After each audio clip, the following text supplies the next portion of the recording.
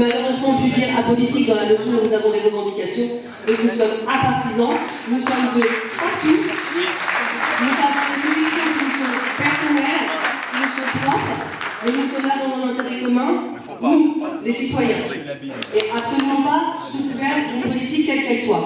Si on commence à parler politique, le mouvement va se tuer de l'intérieur. Donc on ne parle pas politique entre nous.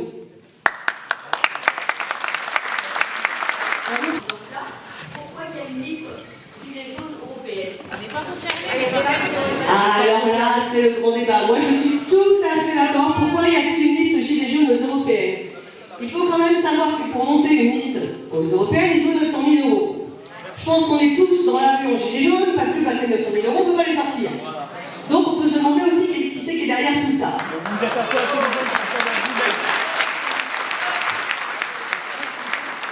Les voix qu'on va prendre au niveau des gilets jaunes, on ne va pas les prendre sur le gouvernement en place, on va les prendre sur tous les autres, on va les prendre que ce soit à gauche, que ce soit à droite, que ce soit aux écologistes, c'est à cela qu'on va les prendre des voix. Ouais. Donc il faut mettre, et on va donner en plus au gouvernement un chiffre, c'est-à-dire que si la liste des gilets jaunes fait 2%, et bon on va nous dire, mais messieurs, mesdames, les gilets jaunes, vous n'êtes que 2% de la population. Les gilets jaunes pacifistes du 95. Faut vraiment rien lâcher, fixer des objectifs et tout défoncer avec sagesse, hein, bien sûr. Mais sérieux là, voilà, moi je veux vraiment vous encourager à fond quoi. Mais qui emmerde sérieusement le CAC 40 quoi. Parce qu'il nous fait chier. On n'est pas des esclaves, l'esclavage c'est fini. Et il faut le décréter, et il faut se le fixer dans la tête avec des objectifs clairs pour que justement cet esclavage-là soit fini. Fini, parce que franchement, moi je suis là pour ces gens que j'ai vus, dans la rue, ces personnes âgées, ces jeunes. Voilà, bon, grève générale, tout ça, et vraiment qu'on puisse penser à des actions percutantes. Voilà, et qu'on puisse joindre tout ça ensemble. Au travers de réseaux, parce qu'on est espionné en long, en large et en travers. Il faut qu'on puisse se réunir, nous, là, avec une base de données.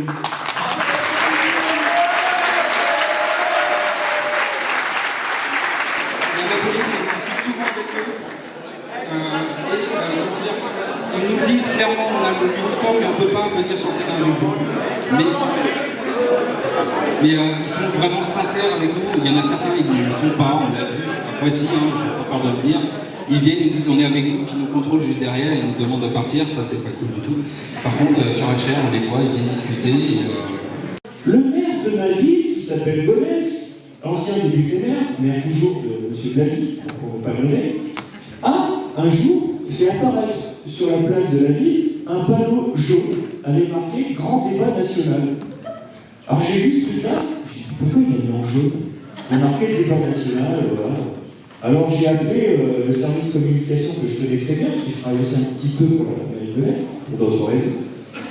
Et ils me disent, bah écoutez, il y a des petits papiers que vous pouvez remplir, c'est pas le cahier de doléances, on a fait autre chose. Alors je vais à l'analyse, je regarde. Et donc vous savez que M. M a choisi 4 thèmes, alors M. Blasi, il a viré les 4 thèmes, il en a proposé 3. D'accord, sur le pouvoir d'achat, sur la fiscalité, et sur quoi le dernier, je ne me souviens plus, c'est les possibilités de la citoyenneté, le retour à la citoyenneté, et donc l'information civique, civile, etc. Donc il a choisi ses propres thèmes, et il nous demande de les développer. Alors moi j'ai appelé le service et je lui ai dit, écoutez, ce papier jaune, cette pancarte jaune, pourquoi? Parce que je n'ai pas voulu lui demander, ni lui dire avant que j'étais gilet jaune. Il dit, bah, parce que vous savez, le maire, il n'a pas aimé les violences, mais par contre, il est pour les gilets jaunes, quoi. C'est normal, c'est des citoyens, ils ont des revendications, et puis bon, vu ce qui se passe au pouvoir, ça va pas, quoi. Je dis, bon, ok, je peux avoir la salle des fêtes générales avec 500 personnes pendant 3-4 semaines. Il fait, bah écoutez, il n'y a pas de problème, par contre, on fait un deal, vous participez à nos 3 débats que la mairie propose, et qui concernent le grand débat. Le 4e, ça sera pour vous, vous le faites, vous faites avec des gilets jaunes, avec des citoyens, vous me bourrez la salle. Par contre, je vous demande juste une chose, c'est ce qu'il m'a dit, vous ferez juste un petit compte rendu qu'on rajoutera à notre cahier de doléances et qu'on enverra au gouvernement. C'est ça. Voilà. l'esprit public, ils reçoivent des merci de tous les gens qui sont autour d'eux dans Paris, voilà. Et même des gens qui ne participent pas à la manif, enfin à la révolte, pardon. Et, mais moi je réponds, on dit merci, mais merci à vous aussi. Parce que on est là tous pour la même chose, quoi. Voilà. On a tous des rôles différents, tout simplement, mais l'humain est bien fait, quoi. Il y a un trou, quoi. Et l'humain remplit le trou par lui-même, quoi. Voilà. Donc l'humain est cartonné, et l'humain est très bénéfique.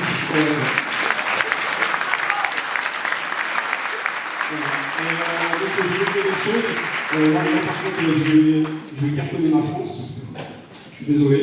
Alors je connais pas pourquoi, je connais pas machin. Je sais que quand vous regardez la télé, vous voyez les médics. Mais c'est pas des groupements, c'est pas des associations, c'est pas l'aide humanitaire qu'on envoie pour sauver les autres pays. Vous n'avez pas le médecin du monde, vous n'avez pas la Croix-Rouge, vous n'avez pas le Secours populaire, vous n'avez pas.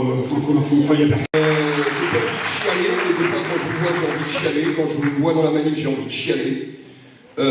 J'ai peut-être pas les épaules pour entendre tout ce que j'entends sur les manifs, parce que beaucoup de gens viennent me parler. Je prends des trucs dans la gueule, c'est quand même assez violent. Il y a une violence en France, et cette violence, il faut qu'elle stoppe. Ne lâchez rien.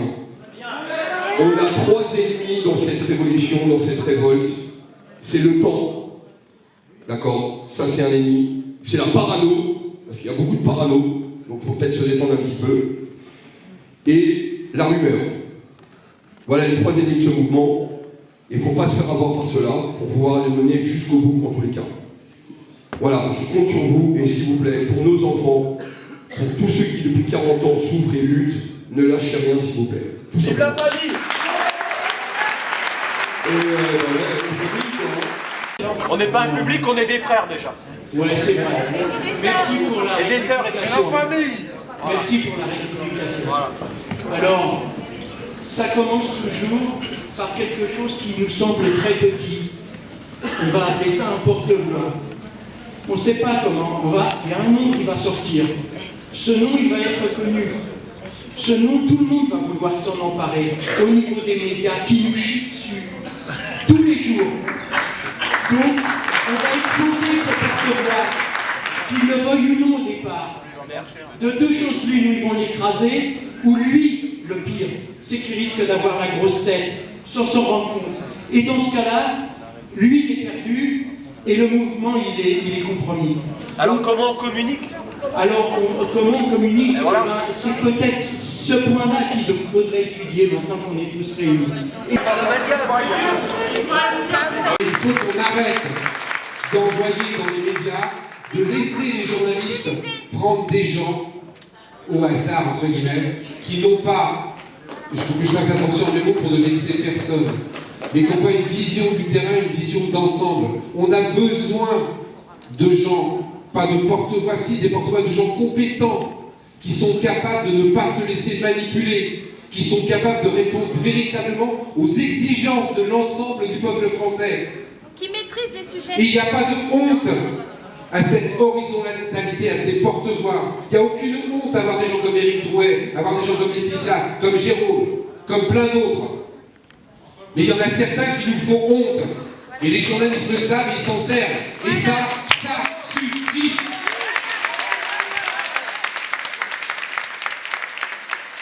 Mais c'est monsieur tout le monde. Et si on l'aime, c'est parce qu'il fait des conneries. Mais on l'aime pas! Et c'est monsieur tout le monde. On l'aime pas,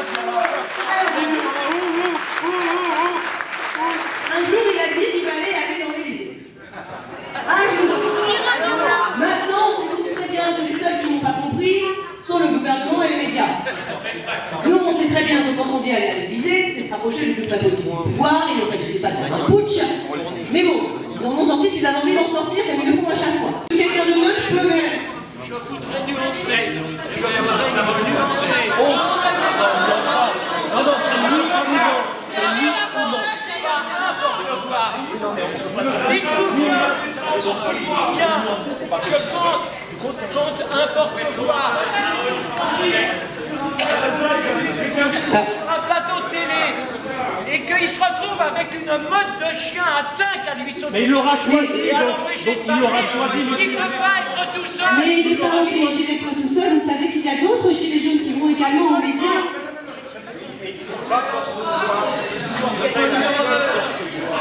Non, mais du Val d'Oise, on est en train de parler du Val d'Oise. On ne parle pas ni de France ni de la France. Alors maintenant, qui n'en veut pas?